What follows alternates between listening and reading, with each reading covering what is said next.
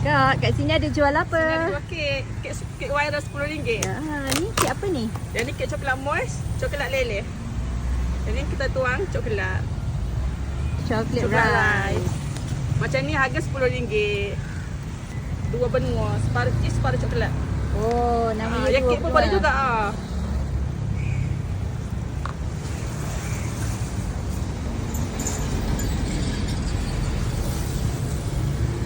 Macam ni pun RM10 juga.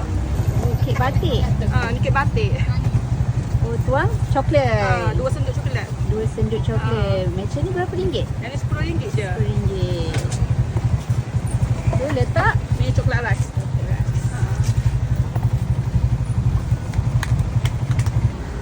oh, ni kek batik. Yang ni mix. Separuh cheese, separuh coklat. So satu sudu coklat, satu sudu Betul. cheese Satu lah. sudu, satu sudu lah. Harga dia macam Harga sama juga, RM10. Lepas tu letak cheese ni. oh, ada cheese lagi. Cheese paruh. Macam ni dah. Jadi RM10 juga.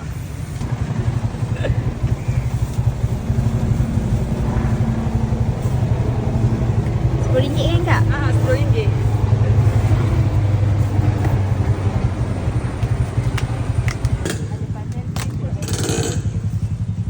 Yang ni? Yang ni padan cheese. Cheese 2 senduk 2 senduk. Aduh lucu. Tak cheese lagi atas dia. Tak cheese paruh. Lepas tu letak ni. Coklat moist cheese tiramisu.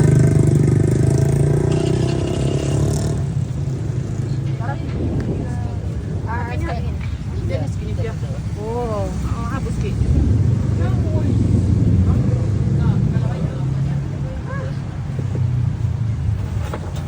Dan ni kek coklat moist cheese tiramisu. Jadi ini RM3. terima kasih. Ini Yang ni ada apa ni? yang ni cheese scoop harga RM1. Yang besar ni RM6.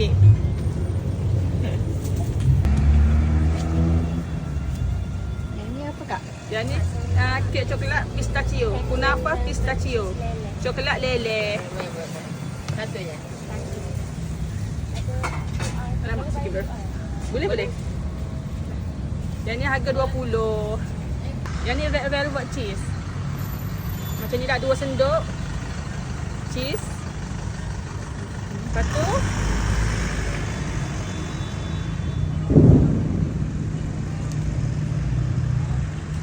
macam ni red velvet cheese. Kek vanilla cheese. Kek cheese lain ni.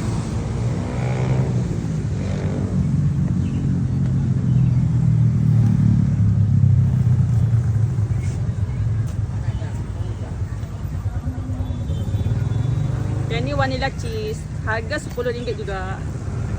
Kak berniaga kat mana ni Kak? Dekat Al Avenue, Padang Jawa. Kalau boleh west klinik utama 24 jam. Kak buka hari-hari ke? Buka Sabtu dan Ahad sahaja. Pukul berapa tu? Pukul 3 petang sampai 8 malam. Lepas habis lah Sampai habis.